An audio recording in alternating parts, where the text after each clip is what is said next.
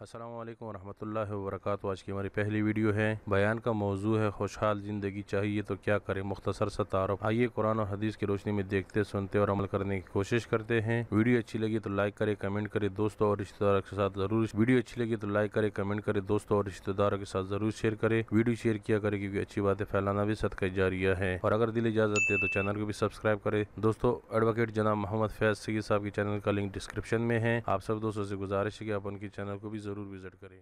کے سامنے اعلان کیا گیا تھا کہ انشاءاللہ العزیز میں آپ تمام کے سامنے جو ہے جس عنوان پر بات رکھنے کی جو ہے کوشش کروں گا، وہ عنوان ہمارا ہوگا انشاءاللہ خوشگوار زندگی کے رہنما اصول، یا دوسرا نام ہوگا مصیبت، پریشانیوں اور آزمائشوں سے نجات کا ذریعہ۔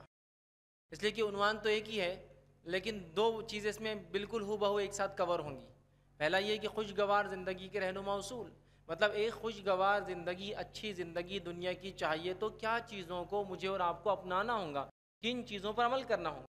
اور اسی کا دوسرا معنی ہے جو مصیبتیں، پریشانیاں، آزمائشیں آتی ہے جس کی وجہ سے خوشگوار زندگی نہیں گزر پاتی، ظاہر سے زندگی پریشان حال گزرتی ہے، تو آزمائشوں اور پریشانیوں سے نجات کا ذریعہ، یا آزمائشوں اور پریشانیوں سے نجات کا اصول، دونوں باتیں بہرحال اس کو لے سکتے ہیں۔ آج کے اس ماڈرن ایج میں، جدید دور میں، دنیا جس رفتار سے آگے بڑھ رہی ہے، ٹیکنالوجی، سائنس جس رفتار سے آگے بڑھ رہی ہے، ایک زمانہ تھا لوگ کہتے تھے کہ 100 سال میں نسل بدلتی ہے، جنریشن بدلتی ہے، یا 100 سال کو جنریشن گیپ مانا جاتا، مطلب تہذیبیں، ترقی 100 سال میں بہت زیادہ نہیں بدل پاتی۔ پھر ایک زمانہ ہے لوگوں نے کہا 50 سال میں دنیا بدل جاتی ہے، تو اگر 50 سال سے زیادہ کسی کی عمر ہے اور چھوٹے بچے تو بولتے رہے 50 سال کا فرق ہے، بہت فرق ہو گیا، مطلب زمانہ بدل گیا 50 سال میں۔ جدید یہ تو اور آئی، پھر کہا کہ 25 سال میں زمانہ بدل جاتا ہے۔ بھائی آپ کہاں 1990 کی بات کر رہے ہیں، اب 25 سال گزر گئے، دنیا زمانہ بدل گیا ہے، حالات بدل گئے، بچوں کو مت ڈانٹو، ایسا مت کرو، یہ پہناؤ، یہ کھلاؤ، یہ پڑھاؤ، ہوتا ہے نا۔ لیکن آج جس ٹیکنالوجی اور سائنس کے دور سے میں اور آپ گزر رہے ہیں، حالات یہ ہے کہ یہ بہت لمبا وقفہ ہے 25 سال بھی جو ہم کہتے ہیں، حالات یہ ہے کہ ابھی 10 سال میں دنیا بدل جاتی ہے، 10 سال۔ جس کی مثال لینا ہے تو 10 سال پہلے جو ہینڈ سیٹس آپ یوز کرتے تھے، آج آپ میں سے بہت کم یوز کرتے، اور جو یوز کرتے لوگ اس کو ایسے دیکھتے ہیں زمانہ قدیم کی کوئی چیز لا لیا اٹھا کے، ایسے دیکھتے ہیں اس کو، ارے اب تک اسمارٹ فون نہیں آیا ہاتھ میں، مطلب کوئی جیسا زمانہ قدیم کی کوئی چیز لے کر آ گیا تو ہر کوئی تو ارے بابا آدم کے زمانے کچھ دکھ رہی ہے اس کے پاس، بہت مطلب اینشینٹ چیز لا لیا۔ حالانکہ 10 سال پہلے کا وہ ڈیوائس ہے جو کہ اس زمانے میں لاکھوں روپئے یا بہت قیمت مہنگا ہوتا تھا، آپ لوگ سمجھتے ہیں۔ تو 10 سال کا آپ دیکھیے فرق۔ اور سائنس اور ٹیکنالوجی کی زبان میں 18 مہینے میں ٹیکنالوجی بدلتی ہے۔ سائنس اور ٹیکنالوجی کی جو زمانہ ہے، اس میں 18 منتھس میں چیزوں کی میموری ڈبل ہوتی ہے اور سائز ہاف ہو جاتا ہے۔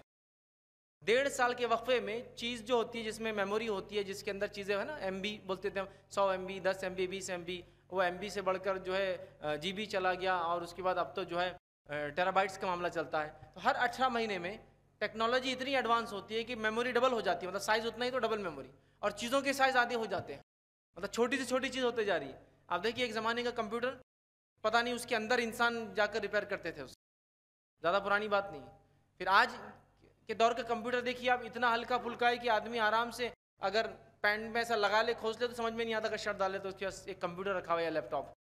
کس زمانے کا اگر آپ نے 1980-90 کے لیپ ٹاپس اگر دیکھے ہوں گے تو وہ ایک آدمی سے آسانی سے نہیں اٹھتے تھے، اتنا وزنی ہوتا تھا وہ، ٹھیک سمجھ رہے آپ؟ تو ٹیکنالوجی، لیکن جس ترقی کے دور سے ہم گزر رہے ہیں، وہیں مصیبتیں، پریشانیاں، آزمائشیں، جس کو ہم مختلف ناموں سے بہرحال بیماریاں، یہ بڑھتی چلی جا رہی ہے، جھگڑے، فتنے اور فساد، خون، قتل و غارت گری بڑھتی چلی جا رہی ہے، اور ایک جس کو بولیں گے پرسکون زندگی نظر نہیں آ رہی ہے، پرسکون زندگی غائب ہوتی جا رہی ہے، زندگی اپنی رفتار پکڑتی جا رہی ہے لیکن سکون اس میں کم ہوتا جا رہا ہے۔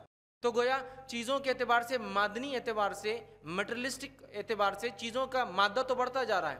آج گاڑیاں، بنگلے، ہینڈ سیٹس، اس کے علاوہ ہر چیز کی جو ہے فراوانی آسانی سے، بلکہ حالت یہ ہے کہ اب دنیا کے کسی کونے کی چیز کو آپ کو آرڈر کرنا ہے، آج آرڈر کی 3 دن ملتی ہے آپ کو۔ تو یہ تو ہے، لیکن خوشگوار، وہ سکون، وہ اطمینان، وہ چین، اور کیا کیا نام بہرحال اس کو دے سکتے ہیں آپ وہ سارے نام دے دیجئے، وہ نظر نہیں آتا ہے اب۔ جس میں ہم انجوائے کرتے تھے، جس میں ہم خوش ہوتے تھے، جس میں عیش کرتے تھے ایک زمانے میں، کہ بڑا مزہ آتا تھا، ہر گھر کے سامنے ایک چوپائی ڈال دیے اور وہ رسی کا اس کے اوپر وہ تار مطلب لیٹنے والا، اس پہ آرام سے لیٹ گئے، یہ زندگی تھی اور بڑا سکون تھا۔ مطلب ٹیکنالوجی کے اعتبار سے، مادی اعتبار سے کچھ بھی نہیں، ایک چوپائی تھی لیکن سکون نظر آتا تھا، خوشحالی نظر آتا۔ لیکن آج خوشحال زندگی کو یقین جانیے ہم سب ترس رہے ہیں. مادی اعتبار سے سب کچھ ہے, دنیا ہاتھ کے اندر ہے ہمارے, لیکن ہم سکون اطمینان کھو چکے ہیں. تو آئیے یہ خوشگوار زندگی کے لیے کیا چیزوں کو اپنانا ہوگا, یا کیا ہم نے کھویا یا چھوڑا جس کے نتیجے میں یہ خوشگوار زندگی نکل کر فتنے, فساد اور آزمائشوں کی زندگی ہم پر آ گئی. کہ ایک انسان مال و دولت ہے لیکن سکون نہیں, مال و دولت ہے لیکن اولاد اس کی خراب نکل گئی, پڑوسیوں سے اس کا جھگڑا چالو ہے. ہر انسان فکر مند ہے. اللہ رب العزت نے آدم علیہ السلام کو پیدا کیا, اس کے بعد ان کی نسل سے گورے اور کالے, خط میں لمبے اور چھوٹے, صحت مند اور بیمار, مکمل جسم اور اپاہج لوگ پیدا ہوئے, اور مختلف لوگ مختلف کام کرنے لگے. لیکن ہر کسی کے کام کا اینڈ رزلٹ یہ تھا, اس کا مقصد یہ تھا کہ سکون والی زندگی گزارے. ایک کاشتکار ایگریکلچر جو انسان کرتا ہے, کسان, وہ جو ہے زمین کھودتا ہے, اس میں بیج ڈالتا ہے اور اس کے لیے محنت مشقت کرتا ہے, آخر میں وہ چاہتا ہے ایک سکون والی زندگی ملے, ہے نا, یہی ہے نا. ایک انسان جاب کرتا ہے, جاب کے لیے اٹھ کے صبح سے شام تک محنت اور مشقت کرتا ہے, اس کا مقصد ہوتا ہے ایک سکون والی زندگی گزارے. ایک انجینئر اور ڈاکٹر, ایک IAS آفیسر, ایک بڑا بزنس مین, دنیا کا کوئی انسان آپ مثال میں ایگزامپل میں سیٹ کیجئے, سارے لوگوں کا, میری اور آپ کی دن رات کی بھاگ دوڑ کا اصل مقصد کیا ہے؟ خوشگوار زندگی, ایک سکون والی زندگی, یہی مقصد ہے نا. کوئی ایسا انسان آپ نے دیکھا کہ میں اس لیے محنت مشقت کر رہا ہوں کہ آگے کی زندگی میں بہت فتنے اور فساد میں گزارنا چاہتا ہوں, میں اس لیے محنت اور مشقت کر رہا ہوں کہ آنے والا بڑھاپا میرا اتنا مشکل میں گزرے کہ جس چیز کو انتہائی لوگ مجھے مثال کے طور پہ بولے کہ اس بڈھے کی زندگی دیکھو کتنے پریشان حال گزار رہا ہے. کوئی نہیں ملے گا. چور چوری بھی کرتا ہے تو خوشحال زندگی کے لیے, محنت کرنے والا کسان محنت کرتا ہے تو خوشحال زندگی کے لیے, ایمان والا نماز روزہ کرتا ہے اور حلال روزی کماتا ہے تو خوشحال زندگی کی, دنیا اور آخرت کی. ایک فاسق اور فاجر دنیا میں جو کچھ کرتا ہے, گناہ معصیت, اور وہ بھی اس لیے کرتا ہے کہ خوشحال زندگی گزارنا ہے. شراب پی رہا ہے اس لیے کہ سکون ہونا, جوا کھیل رہا ہے اس لیے کہ سکون چاہیے, نشہ کر رہا ہے کہ سکون چاہیے, حرام کاری کر رہا ہے کہ سکون چاہیے. تو ایمان والے بھی جو کرتے ہیں سکون کے لیے, کافر بھی جو کرتے ہیں سکون کے لیے, گورا بھی جو کرتا ہے سکون کے لیے, کالا بھی کرتا ہے سکون کے لیے, صحت مند بھی جو کرتا ہے سکون کے لیے, بیمار بھی کرتا ہے سکون کے لیے, غریب سے غریب آدمی جو کرتا ہے سکون اطمینان چین کے لیے, اور مالدار سے مالدار بھی دنیا میں جو کچھ کرتا ہے وہ سکون اور اطمینان کے لیے کرتا ہے. لیکن آج خوشحال زندگی بہت کم نظر آتی ہے, اور جب کبھی ہم گزرتے ہیں کہیں سے اور کسی کو خوشحال دیکھتے ہیں تو بڑا تعجب ہوتا ہے کہ ماشاءاللہ دیکھو کتنا خوشحال ہے. کبھی سوچ یہ بھی آتی ہے دیکھو مال و دولت کی کمی نظر آتی ہے لیکن خوشحال ہے, اچھی زندگی گزار رہا ہے. اور مالدار سے مالدار انسان بھی جب خوشحال زندگی کو دیکھتا ہے, چاہے وہ غریب انسان گزار رہا ہو, کالا ہو یا گورا ہو, بڑا ہو یا چھوٹا ہو, مرد ہو یا عورت ہو, بچہ ہو یا بوڑھا ہو, وہ اپنے دل میں ایک احساس, ایک آہ بھرتا ہے, کاش ایسی سکون کی زندگی مجھے ملی ہوتی. ہر انسان سکون جس کو بولتے غارت ہو چکا ہے, پرامن زندگی مہیا نہیں ہوتی, یاد رکھیے بہت مشکل ہے. اور جس کو یہ مہیا ہے پرامن زندگی, وہ اللہ کا شکر ادا کرے. تو سکون جس کو کہتے ہیں, خوشحال زندگی کے کچھ اہم پہلو, کچھ اہم اصول میں آپ کے سامنے رکھوں گا, اور اسی درس کا دوسرا نام ہوگا آزمائش ہو یا جو ہے مشکل کی زندگیوں سے کیسے نجات پائے, یا تکلیف دہ زندگی سے کیسے نجات پائے. تو انشاءاللہ عزیز چند باتیں میں اسی کے تعلق سے آپ کے سامنے آج رکھنے کی جو ہے کوشش کروں گا. یاد رکھیے آج کے اس دور میں ہم تمام لوگ کہیں نہ کہیں دلی سکون کو کھو چکے ہیں اور پریشان ہیں. کوئی صحت کی وجہ سے پریشان ہے, مطلب بیماریوں نے سے گھیر رکھا ہے, کوئی پڑوسیوں کی وجہ سے پریشان ہے, کوئی انسان ملکوں کی جنگوں کی وجہ سے پریشان ہے, کوئی انسان آپس میں گھر کے خاندان کے فتنے سے پریشان ہے, کوئی انسان بیوی اور بچوں سے پریشان ہے, کوئی انسان اس سے حسد کرنے والوں کی وجہ سے پریشان ہے, کوئی بھی انسان ایسا نہیں ملے گا جو کسی نہ کسی پریشانی مبتلا نظر نہیں آتا ہو.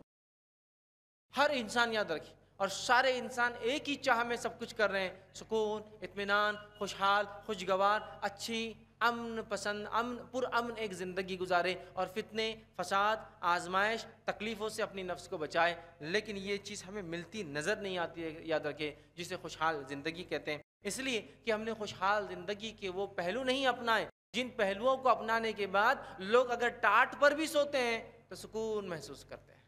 ٹاٹ سمجھتے ہیں نا آپ کا, وہ بوری جو آتی ہے تھیلا جس کو بولتے ہیں, جس میں فوڈ گرینز وغیرہ پیک ہو کے پہلے آتے تھے, آج کل تو مشکل ہوتا ہے. وہ بھی وہ ٹاٹ بہت مشکل ہوتا ہے, سخت ہوتا ہے, کوئی نرم آرام اس پہ نہیں ملتا ہے زیادہ, لیکن اس میں بھی سکون ہوتا ہے. نبی اکرم صلی اللہ علیہ وسلم نے اس بات کو ایک حدیث میں یوں فرمایا اور کہا کہ اللہ رب العزت لوگوں کو ایمان کے اعتبار سے آزماتا ہے. اس کا مفہوم اس طرح سے ہے، ایمان کے اعتبار سے آزماتا ہے تو انسانیت میں جو لوگ سب سے زیادہ آزمائے جاتے ہیں وہ انبیاء اور رسول ہوتے ہیں، اور اس کے بعد وہ لوگ جو اہل علم ہوتے ہیں، علماء حق ہوتے ہیں، وہ سب سے زیادہ آزمائے جاتے ہیں. اور اللہ ان کو اتنا آزماتا ہے کہ کچھ کو اتنا آزمایا کہ ان کے جسموں میں کیڑے پڑ گئے، کچھ کو اتنا آزمایا کہ ٹاٹ کے باندھنے کے علاوہ کوئی چارہ نہیں تھا. مطلب پہننے کے لیے جو تھا یہ فائن کلاتھ بھی نہیں تھا، ٹاٹ موٹا وہ ڈالنا پڑتا تھا. لیکن یقین جانو آپ صلی اللہ علیہ وسلم فرماتے ہیں وہ اتنے سکون اور اطمینان میں تھے اس ٹاٹ میں بھی اور ان کیڑوں کے ساتھ جتنے تم فراوانی میں بھی خوش نہیں رہتے ہو. وہ اتنے سکون میں تھے اس حالت میں بھی کہ تم لوگ فراوانی جب مال و دولت سب کچھ ہے تو بھی اتنے خوش نہیں جتنے وہ تھے. سمجھ رہے آپ؟ مطلب انبیاء، رسول، اہل اللہ، اللہ کو ماننے والے لوگ، اللہ کے ولی، نیک لوگ، اسی طرح صحابہ، تابعین، یہ سب لوگ اتنے خوش ہوتے تھے. تو ہم ان کی زندگیوں کا مطالعہ کریں صحابہ کی، مال و دولت کے اعتبار سے قلیل مال و دولت، دنیاوی سہولتوں کے اعتبار سے قلیل سہولتیں، بہت تھوڑی سہولتیں، زیادہ نہیں ان کے پاس. لائف کے اعتبار سے سمپل لائف جیتے تھے، کوئی سوفسٹیکیشن نہیں تھا لائف میں، جتنے سوفسٹیکیشن ہم نے بنا لی کوئی سوفسٹیکیشن نہیں تھا لائف میں، بہت سمپل زندگی تھی. یاد رکھیے. اور اس کے بعد جو ہے وہ سکون اور اطمینان میں تھے. یاد رکھیے، سکون اور اطمینان میں تھے. تو یہ بڑی اہم چیز تھی جو ان کے پاس تھی، جو ہم سے کھو گئی ہے. تو وہ کیا کام ہمیں کرنا ہوں گے انشاءاللہ العزیز جس کے کرنے سے پھر خوشحال زندگی ہمارے پاس آ جائے. حالانکہ قرآن و سنت نے اس کی مکمل رہنمائی کی، کمپلیٹ گائیڈنس، مکمل رہنمائی. لیکن بڑی افسوس کی بات ہے ہم مسلمان اس رہنمائی کو مان کہاں رہے ہیں، ہم مسلمان اس طریقے پہ چل کہاں رہے جس طریقے پہ چلنے سے سکون اور خوشگوار زندگی ہمیں ملے. پھر سب پریشان ہیں بیماریوں سے، اور پریشان ہو کہ کبھی اللہ تعالیٰ کو برا بھلا کہہ رہا ہے کوئی، کبھی اپنی تقدیر پر رو رہا ہے، کبھی شیطان کو اس کو ذمہ دار بتا رہا ہے، کبھی اپنے نفس کو پڑوسی کو ذمہ دار بتا رہا ہے، اور مختلف چیزیں ہو رہی ہیں. لیکن وہ طریقہ اصول نہیں اپنائے جا رہے ہیں جو خوشگوار زندگی کے لیے بڑے اہم ہیں. یاد رکھیں. تو آئیے وہ کیا اصول ہے جس کو ہم اپنائیں. میں آپ کے سامنے آج انشاءاللہ عزیز 11 اصول رکھوں گا. 11 ویڈیو دیکھنے کا بہت بہت شکریہ. اللہ حافظ.